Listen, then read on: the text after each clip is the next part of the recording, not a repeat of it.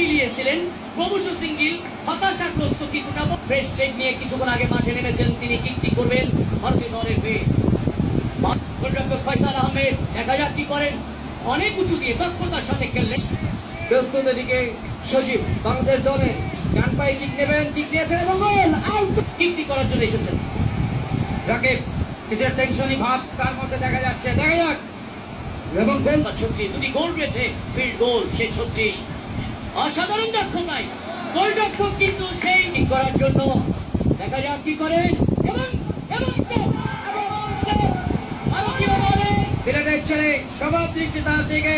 গোল 4-2 এর গৌরব অর্জন করবেন চিন্তিত মোহাম্মদ সাকলাইন। প্রস্তুত মা ফয়সাল আহমেদ বাংলাদেশের কোচ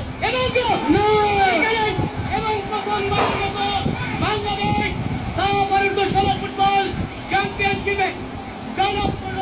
প্রতিপক্ষ ভারতকে 4-2 গোলে টাইমে আলিঙ্গন করল বাংলাদেশ। অভিনন্দন বিজয়ী বাংলাদেশকে, অভিনন্দন। আজকেও খেললে বাংলার খুদে টাইগাররা এত আগত অনুপ্রেরণা জুগিয়েছে ভারত খেলতে। গ্রুপ পর্বে 2টি ম্যাচে প্রথমবারের মতো চ্যাম্পিয়ন হলো বাংলাদেশ। ওই গোলরক্ষক ফয়সাল বাংলাদেশের উদীয়মান ভবিষ্যৎ তারকারা কিন্তু